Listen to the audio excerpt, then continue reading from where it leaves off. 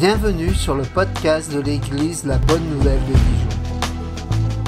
Merci de nous suivre afin de plonger ensemble au cœur de la Bible et d'y découvrir le message que Dieu adresse à ceux qu'il aime. Nous serions heureux de vous rencontrer un dimanche au 8B rue Jules Viol à Dijon. Bonne écoute. Bonjour à tous. Pour notre méditation de ce matin, nous allons ouvrir le journal intime d'un homme qui a traversé de nombreuses épreuves et dont le parcours de vie nous montre ou nous met en lumière l'importance de toujours compter sur le Seigneur. Dans les Écritures, cet homme est présenté comme l'homme selon le cœur de Dieu. Je vous laisse deviner de qui il s'agit. Tout à fait, de David. Et dans le passage que nous allons lire tout à l'heure, David est un vieillard sage et expérimenté. Et il nous montre comment vivre en sage dans un monde corrompu. Donc, je vais lire les 11 premiers versets du psaume 34 et les autres versets, nous les lirons au fur et à mesure. Donc, je lis le psaume 34, les 11 premiers versets.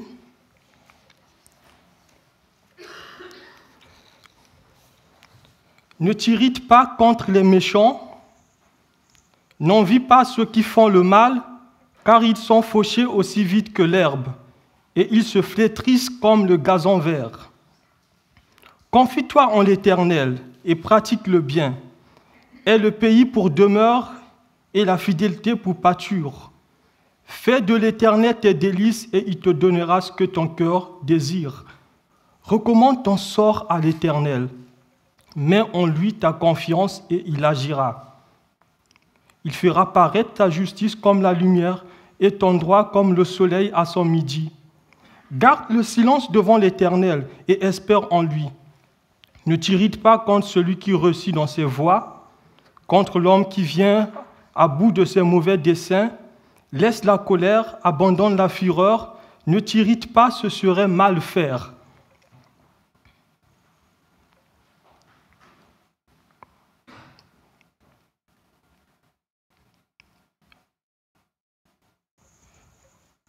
Ok, ne t'irrite pas, ne serait mal faire, c'est quel... Ok, verset 9. Car les méchants seront retranchés et ceux qui espèrent en l'Éternel posséderont le pays. Encore un peu de temps et le méchant n'est plus. Tu regardes le lieu où il était et il a disparu. Les misérables possèdent le pays et jouissent abondamment de la paix. Ce psaume que nous venons de lire est un message d'espérance et de foi.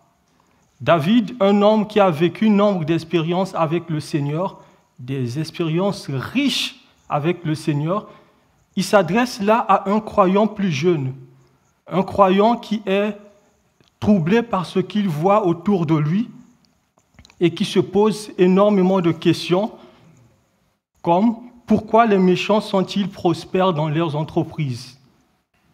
Pourquoi les justes endurent-ils la souffrance? Pourquoi le mal est-il répandu dans le monde? Pourquoi il y a de l'injustice dans le monde? En ce début d'année, nous sommes souvent tentés de nous plaindre. Nous sommes très souvent tentés de nous inquiéter, parfois même de redouter l'avenir.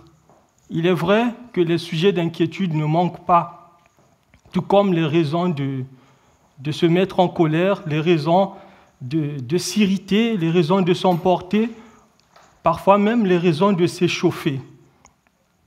Les sujets d'inquiétude se multiplient non seulement dans notre vie, mais aussi dans le monde qui nous entoure.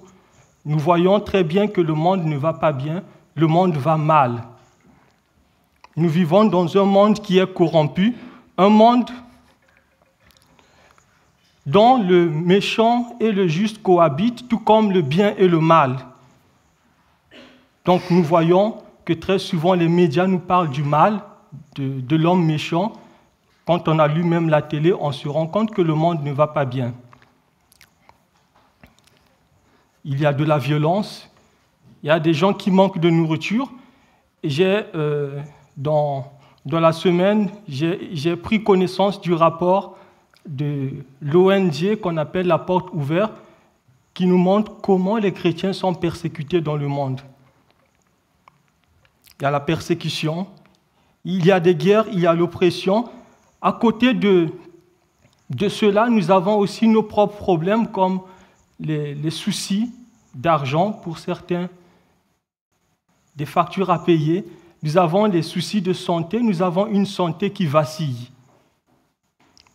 Alors, quel espoir peut-on attendre d'une vie meilleure dans un tel monde? Face à de telles circonstances, le message que Dieu nous communique dans ce psaume est un message d'espérance, un message de foi. Recommande ton sort à l'Éternel, le verset 5.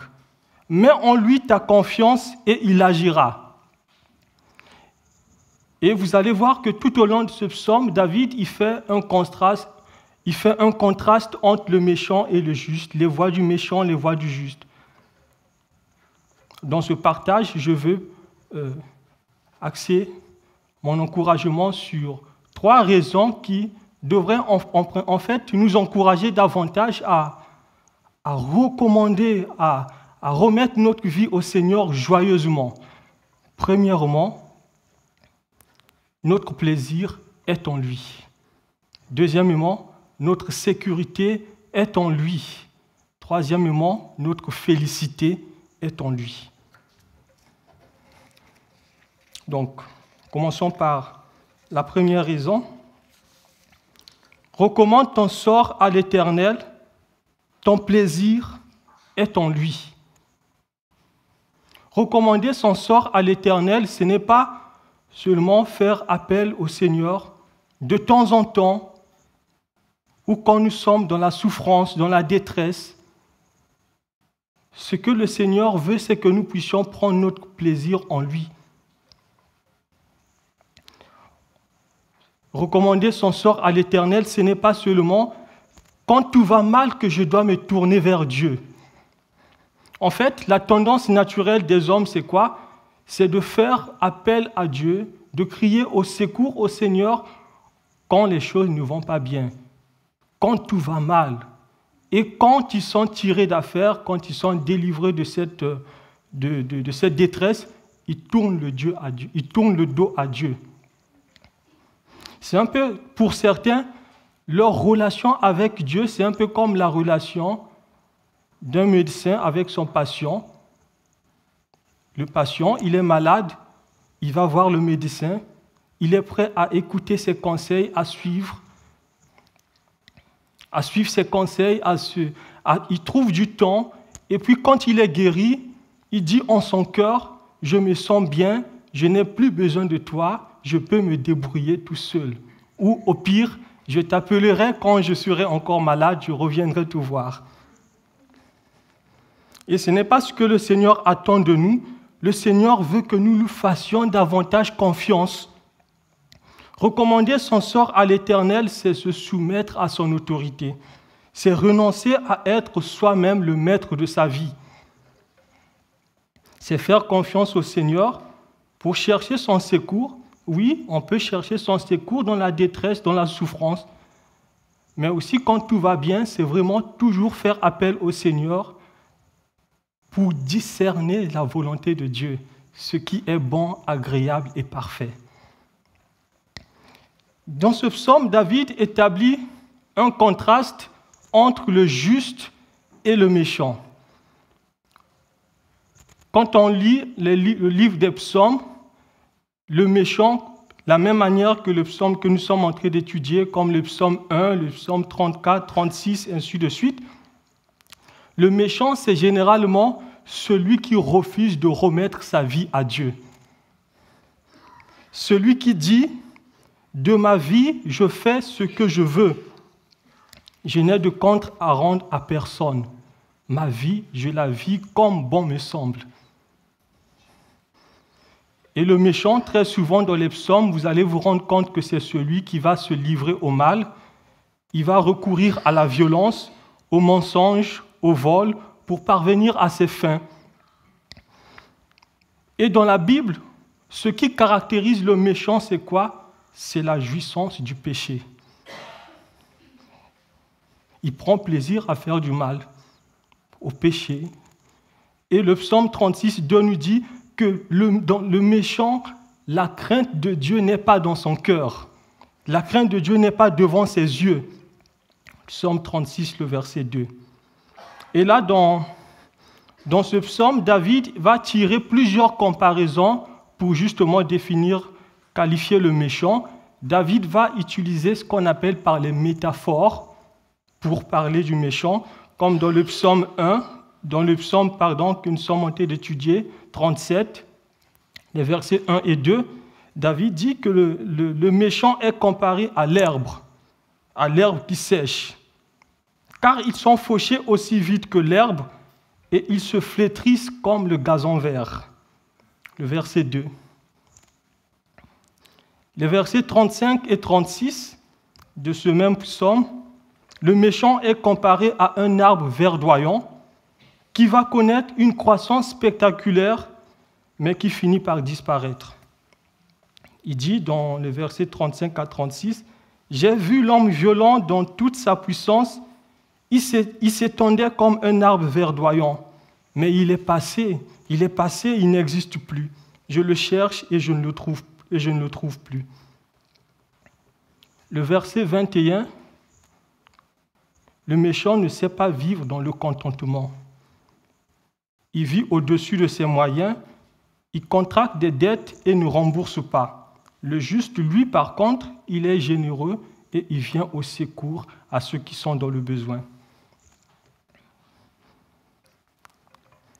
Les versets 30 à 31, la bouche du juste annonce la sagesse et sa langue proclame la justice. La loi de Dieu est dans son cœur et ses pas ne chancellent point. La bouche du juste proclame la sagesse. Pourquoi? Parce que la loi de Dieu est dans son cœur. Le juste, il médite la parole et la met en pratique. Et ça me fait penser au psaume 119, le verset 11. « Je serre ta parole dans mon cœur afin de ne pas pécher contre toi. » En fait, en lisant ce psaume, on a vraiment l'écho du livre des Proverbes. Le livre des Proverbes qui nous montre que le sage est celui qui connaît le bon sens. Le sage, il connaît le bon sens. Le sage, il craint Dieu. Il sait se contenter de ce que Dieu lui donne et il est reconnaissant des bienfaits de Dieu. En fait, en contraste au méchant, David exhorte, en fait, dans les versets 1 et 2 de ce psaume, le juste à ne pas suivre le méchant, à ne pas imiter les voies, à ne pas imiter le méchant. Comme le verset 1 à 8, ne t'irrite pas, ne te laisse pas gagner par la colère. Comme ça nous fait penser à Jacques, la colère de l'homme n'accomplit pas la justice de Dieu. Ne glisse pas du côté des méchants, fais attention à ta conduite. N'envie pas celui qui réussit dans ses voies, mais toi, regarde au Seigneur. Tourne les regards vers le Seigneur. Versets 4 et 5, « Fais de l'Éternel tes délices, et il te donnera ce que ton cœur désire. Recommande ton sort à l'Éternel, mets en lui ta confiance, et il agira. » C'est ce que le juste, c'est vraiment cet encouragement que David donne dans ce psaume, inspiré par Dieu, au juste. La version français courant, le juste, toi, trouve auprès du Seigneur ton plaisir le plus grand et il te donnera ce que tu lui demandes. Remets ta vie au Seigneur, compte sur lui et il fera le nécessaire. Ce psaume que nous venons de lire et que nous sommes en train d'étudier est une invitation à faire davantage confiance au Seigneur. À faire confiance au Seigneur non seulement pour notre vie présente, mais aussi pour notre avenir. Peut-être que tu te poses beaucoup de questions sur ta vie, sur ton avenir. Le verset 7 de ce psaume nous dit « garde le silence devant le Seigneur et espère en lui. Peut-être que tu n'arrives plus à prier, tu es accablé, tu ne vois pas le bout du tunnel. Confie-toi en l'Éternel, tout simplement, et espère en lui. Lui, il ne te laissera pas tomber. Lui est un Dieu fidèle, le Dieu qui n'abandonne pas ceux qui lui font confiance. Le Seigneur n'abandonne pas ses fidèles, il vient à leur secours. Il est leur appui au temps de la détresse. Oui, même si tout se complique, sache que Jésus est Seigneur. Même si tout se complique, sache que Jésus est vivant. Même si tout se complique, sache que Jésus est sur le trône et il a le dernier mot. Il a le dernier mot également sur ta vie. Ce que le Seigneur te demande, c'est justement de lui faire confiance. Trouve auprès du Seigneur ton plaisir le plus grand. Trouve auprès du Seigneur ton plaisir le plus grand. Deuxièmement, recommande ton sort à l'Éternel. Ta sécurité est en lui. L'auteur de ce psaume, qui est bien connu, le roi David, il sait ce que c'est compter sur le Seigneur. Quand il nous dit « fais confiance au Seigneur », lui, il est passé par là, il sait ce que c'est compter sur le Seigneur. Peut-être pour ceux qui ne connaissent pas très bien son histoire, David, il était roi en Israël pendant 33 ans. Avant son accession au trône, David n'était rien devant les hommes, mais il avait la valeur aux yeux de Dieu. Pourquoi? Parce que les hommes regardent à ce qui frappe aux yeux. Les hommes se fient aux apparences, mais Dieu, lui, il ne regarde pas ça. Dieu, il regarde le cœur. David n'était rien. David était le 8e d'une fratrie de 7 frères, alors qu'il était encore jeune, enfant, adolescent. Il avait en garde des bêtes, des brebis, et il a gagné des victoires avec l'aide du Seigneur. Il a gagné des victoires sur des animaux sauvages comme le lion, l'ours qui venait attaquer les brebis, mais lui, il savait compter sur le Seigneur et il refoulait ces bêtes qui venaient attaquer ses brebis. Les enfants d'Israël, à un moment, ils étaient en guerre avec les Philistins. Il y avait à cette époque un vaillant qu'on appelle Goliath, un Golos.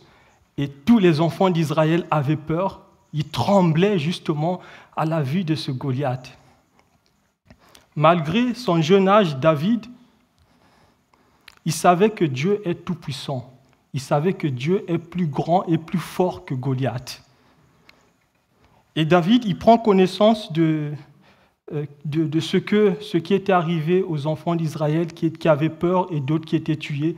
David, il prend connaissance de ça. Il dit, qui est ce Philistin, cet incirconcis, pour insulter l'armée du Dieu vivant?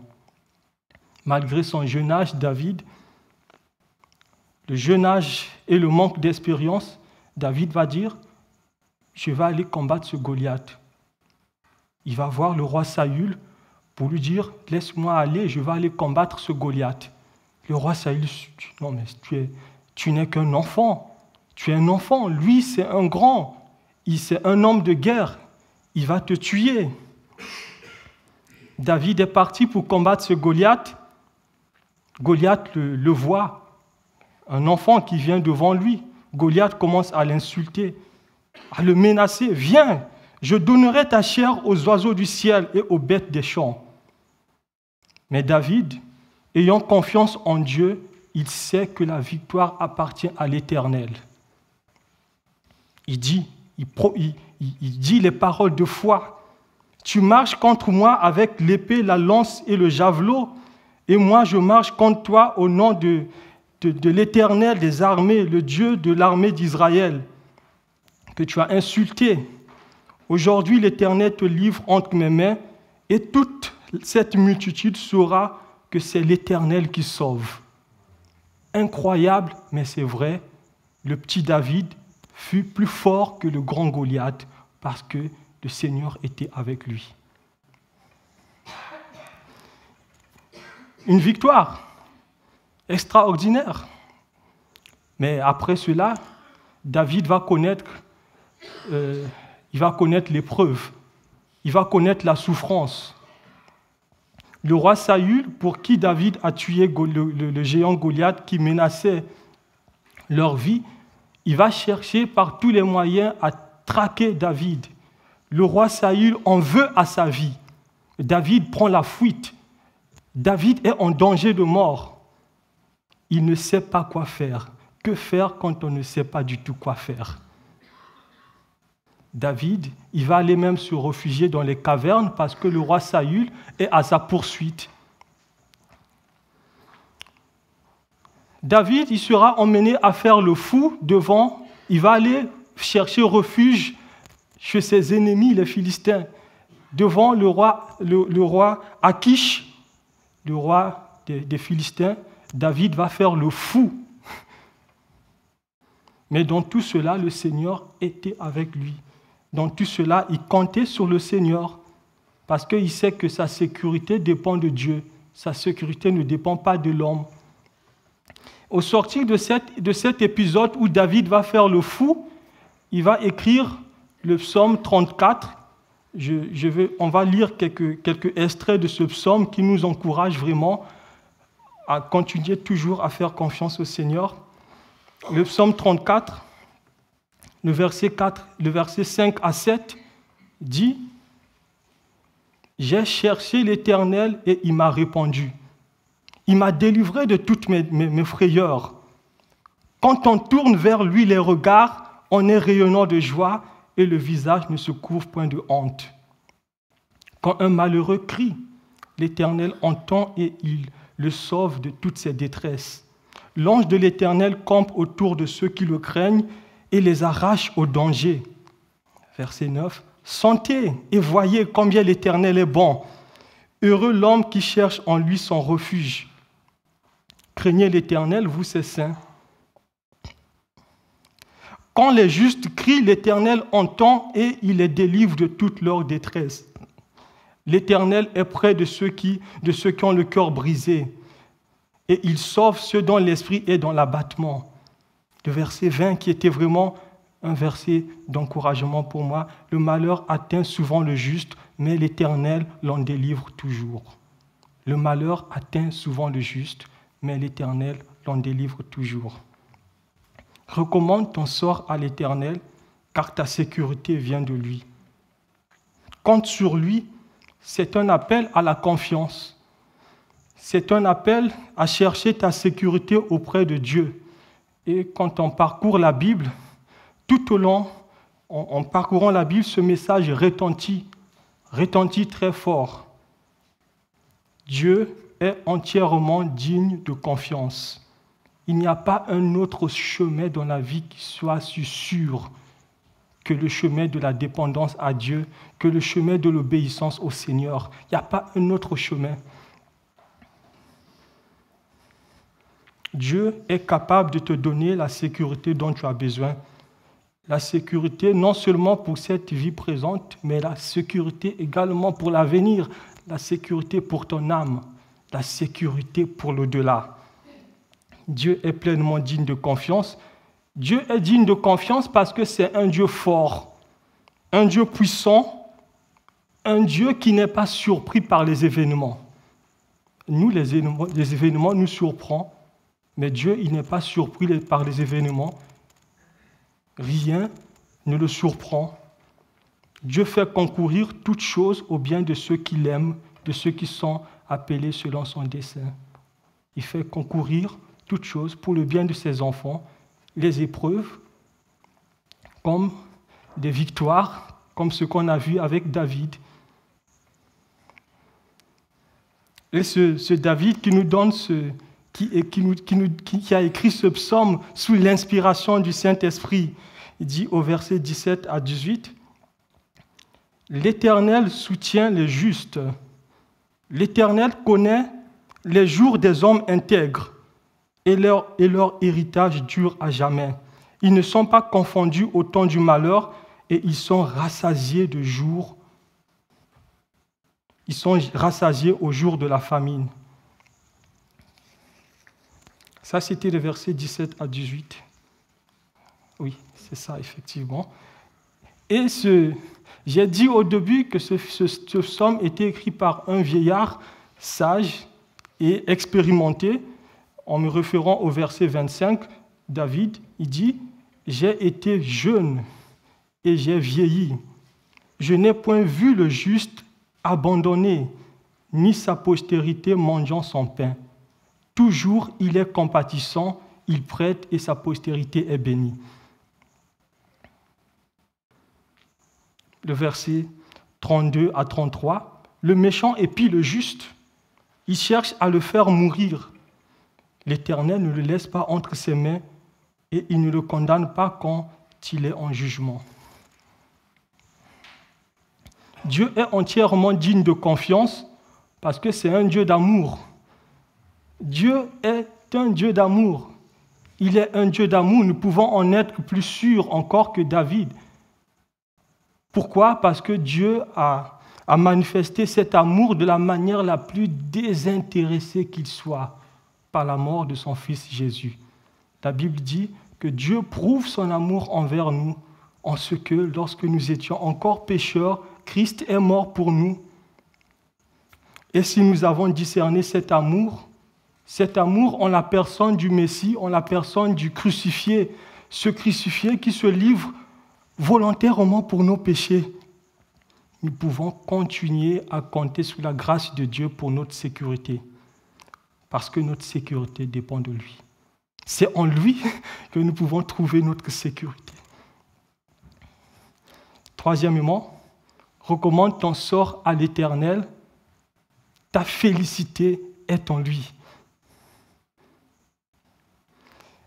Dans ce psaume, David relève un contraste saisissant entre le sort des méchants,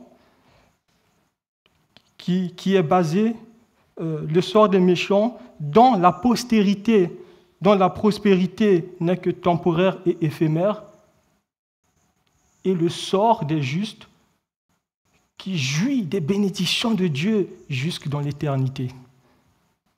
La prospérité, le sort des méchants, dont la prospérité est temporaire et éphémère, et d'autre part, David relève le sort des justes, qui possède le pays et il jouit de la bénédiction de l'Éternel pour toujours.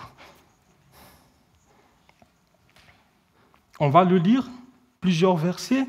Verset 9, toujours dans ce psaume 34, 37, le verset 9.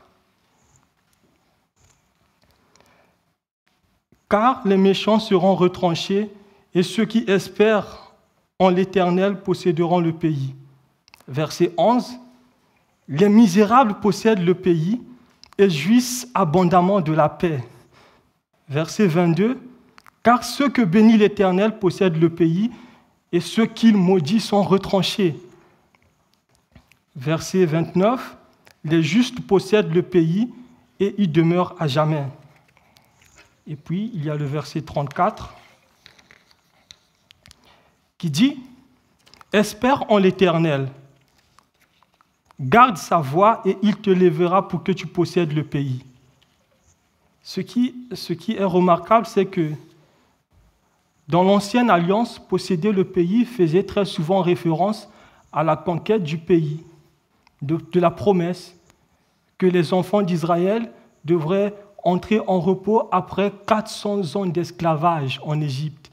Dieu les délivre par l'intermédiaire de Moïse et les enfants d'Israël vont désobéir à Dieu, ils vont connaître 40 ans d'errance dans le désert. Dieu leur avait promis un pays où coule le lait et le miel. Le pays où ils devaient connaître la paix, la sécurité et le repos. Quand on lit ce psaume, à la lumière de la révélation complète de la Bible, on voit que le pays que les Juifs vont occuper n'est que l'ombre des choses à venir. La possession du pays d'Israël est vue à la lumière de la révélation du Nouveau Testament comme un signe qu'un jour, le peuple de Dieu possédera la terre entière.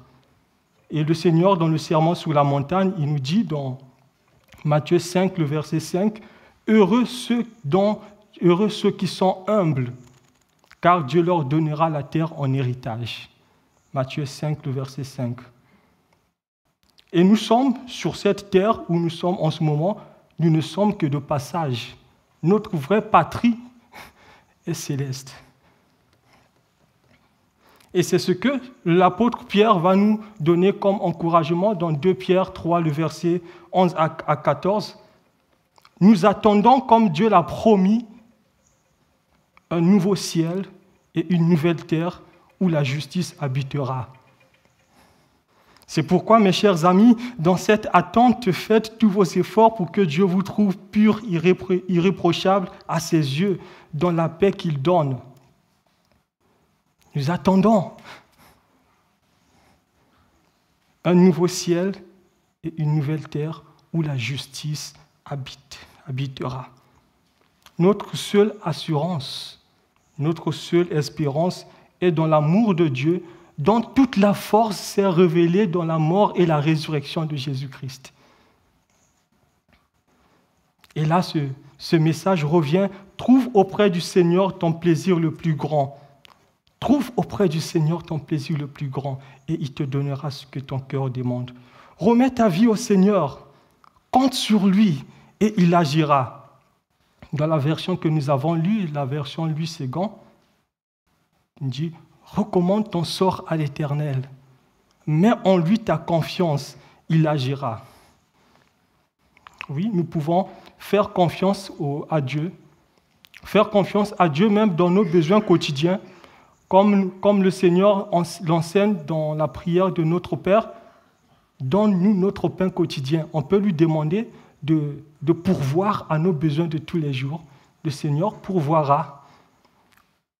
On peut lui demander de nous pardonner quand nous nous égarons. Pardonne-nous nos offenses comme nous pardonnons à ceux qui nous ont offensés. Le Seigneur, il pardonne. Pouvons-nous lui demander la force si nous n'arrivons plus à prier? Peut-être que tu n'arrives plus à prier. Tu n'arrives même plus à lire la Bible. Le Seigneur, il est capable de te donner la force spirituelle pour que tu puisses lire, avoir cette énergie pour prier. Mais le plus important, c'est vraiment de dire, Seigneur, que ton nom soit sanctifié, que ta volonté soit faite. Que le Seigneur nous aide vraiment à nous soumettre joyeusement à sa volonté en tout temps, même quand c'est difficile, quand on souffre, on ne voit pas le bout du tunnel. Seigneur, que ta volonté soit faite. On prie, on n'a pas la réponse. Seigneur, que ta volonté soit faite. Compte sur lui, il agira. Oui, notre Dieu est un Dieu puissant. Notre Dieu est un Dieu vivant. Le Dieu qui a ressuscité Jésus-Christ d'entre les morts. Notre Dieu est un Dieu qui agit. Il agit par amour pour nous, il agit par amour pour ses enfants, afin qu'ils ne se découragent pas. Le Seigneur agit. Le Seigneur est celui qui ne se désintéresse pas de ceux qui comptent sur lui. Il ne se désintéresse pas de ceux qui l'aiment. Il intervient quand il veut et comme il veut. Recommande ton sort à l'Éternel, mets en lui ta confiance, il agira. Peut-être que tu traverses des épreuves, tu te poses beaucoup de questions. Tu te dis, le Seigneur m'a oublié, le Seigneur m'a abandonné.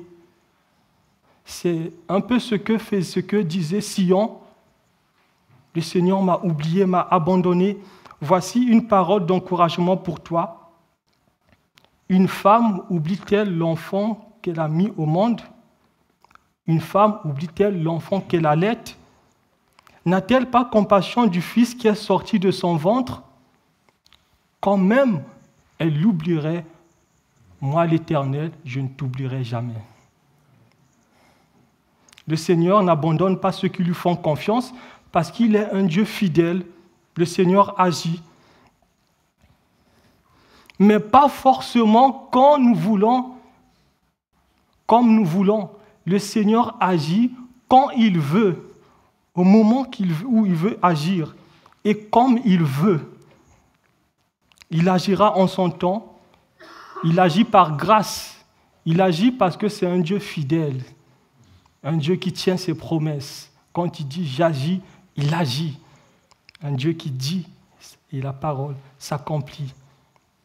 La parole de Dieu veut nous donner l'assurance que si Dieu est pour nous, qui sera contre nous? Lui qui n'a point épargné son propre Fils, comment ne nous donnera-t-il pas toutes choses avec lui? Oui, le Seigneur agit. Compte sur lui et il agira. Amen. Seigneur, merci. Merci pour ta parole qui nous encourage à toujours compter sur toi. Merci pour cet témoignage de David, l'homme qui a connu des hauts et des bas, l'homme qui était tombé plus bas, mais qui, en comptant sur toi, a su se relever. Seigneur, aide-nous, Seigneur, à chercher premièrement le royaume de Dieu et sa justice, à te mettre en avant dans nos décisions, à te mettre en avant dans les choix que nous faisons, Seigneur. Aide-nous, Seigneur, à remettre notre vie joyeusement à toi et à nous soumettre à ta volonté. Oui, Seigneur. Merci pour ton amour. Merci, Seigneur, parce que nous avons cette espérance que nous tirons de ta parole. Si Dieu est pour nous, qui sera contre nous? Béni sois-tu, Seigneur. Aide-nous à nous rappeler, à commémorer toujours tes bienfaits, à être reconnaissant, Seigneur, des victoires que tu nous donnes, à être reconnaissant de tous tes bienfaits dans nos vies. Oui, Seigneur. Oui. Merci, Seigneur, parce que tu as promis une place, tu es allé nous préparer une place quand tu reviendras nous chercher afin que là où tu es, nous y soyons aussi.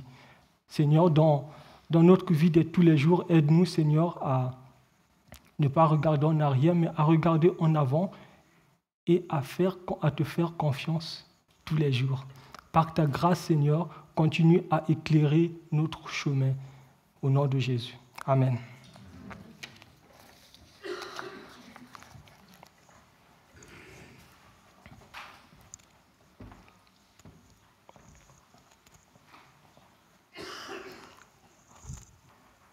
Oui, j'avais choisi le chant Dieu est pour nous un rempart.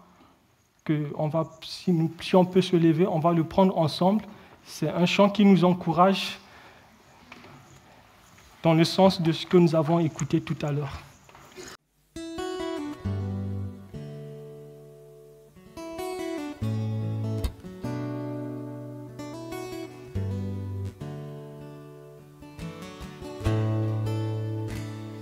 Dieu est pour nous un rempart, un secours quand vient la détresse. Sur lui fixons nos regards, il compatit à nos faiblesses.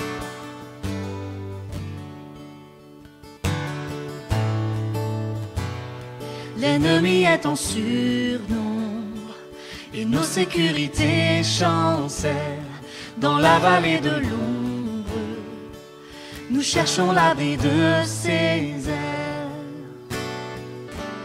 Viens au secours de notre foi, que nous chantions d'une même voix. Le nom de l'Éternel est notre citadelle. Il est souverain, règne sur tout. Le nom de l'Éternel est notre citadelle. Le Dieu de l'univers est pour nous.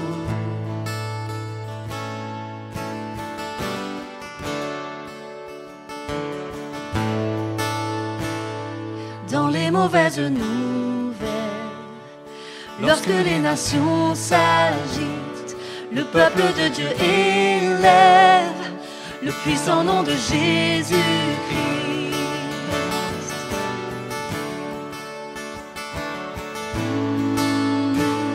Quand la distance nous sépare, son esprit est notre unité. Nous n'avons pas d'autre espoir que son amour et sa bonté. Viens au secours de notre foi, que nous chantions d'une même voix. Le nom de l'Éternel est notre citadelle. Il est souverain, règne sur tout. Le nom de l'Éternel est notre citadelle.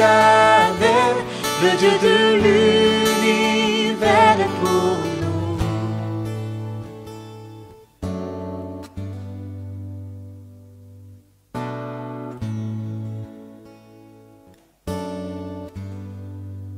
Dieu est pour nous un refuge et un appui, un secours toujours présent dans la détresse. C'est pourquoi nous sommes sans crainte quand la terre est bouleversée. L'Éternel, le Maître de l'univers, est avec nous. Arrêtez et sachez que je suis Dieu. Je domine sur les nations, je domine sur la terre. L'Éternel, le Maître de l'univers, est avec nous. Le Dieu de Jacob est pour nous une forteresse.